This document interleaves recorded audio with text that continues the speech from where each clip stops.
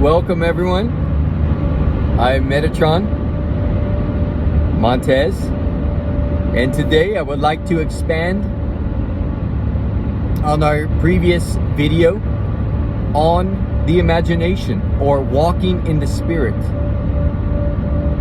And so we're going to continue that discussion and lesson of explaining what it means to be walking in the Spirit. Walking in the Spirit is one of the most powerful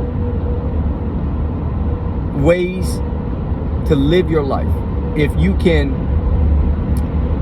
tame yourself, tame your mind to see things differently, to see things from the imagination rather than seeing with your natural eyes. So walking by faith is walking by a set of spiritual knowledge or wisdom. Spiritual wisdom, not the wisdom of this world. So walking in the Spirit is walking in the imagination. This is part 2 of our previous previous video of talking about walking in the Spirit. So walking in the imagination, there is limitless power. There is limitless boundaries.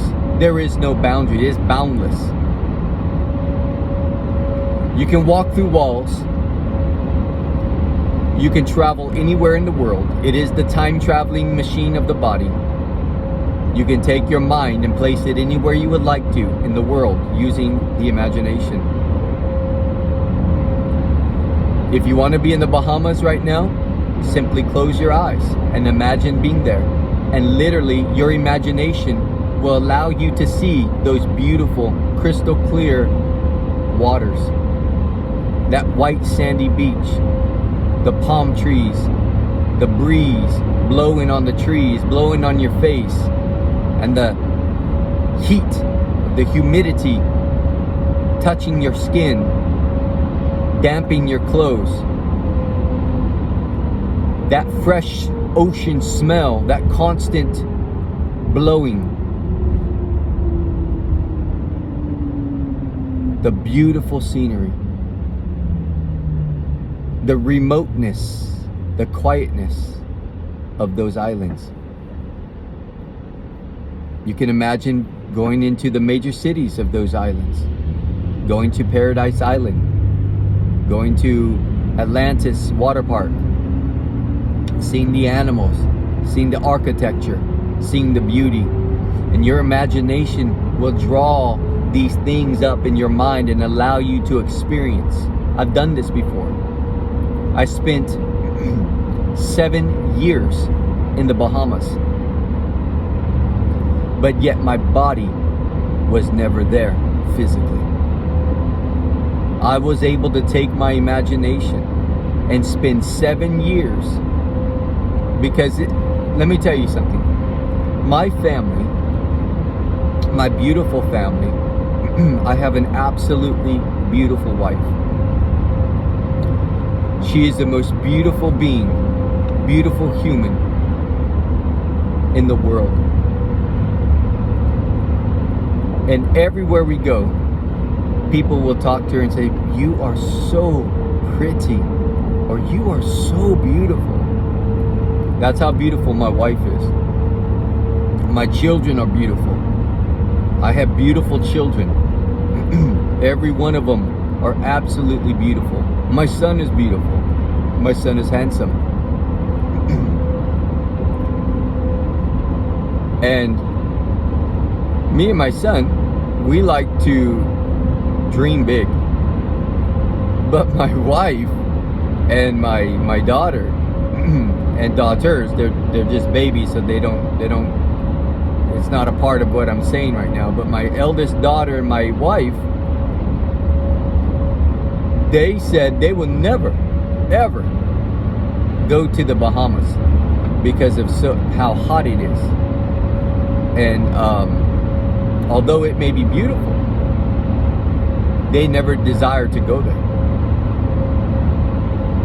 So in my meditation, I was able to live in the Bahamas on a boat, a nice boat. In my imagination, I lived there for 7 years. Although it was only minutes of imagination, I've got to spend 7 years of my life according to my mind. It felt like that long, and it was, because that's how long I stayed there. And I got to experience life there as though I was physically there. It was like a waking dream, although I was controlling the dream because I was awake. I was not asleep. I was controlling the vision, and I got to experience life. And what happens is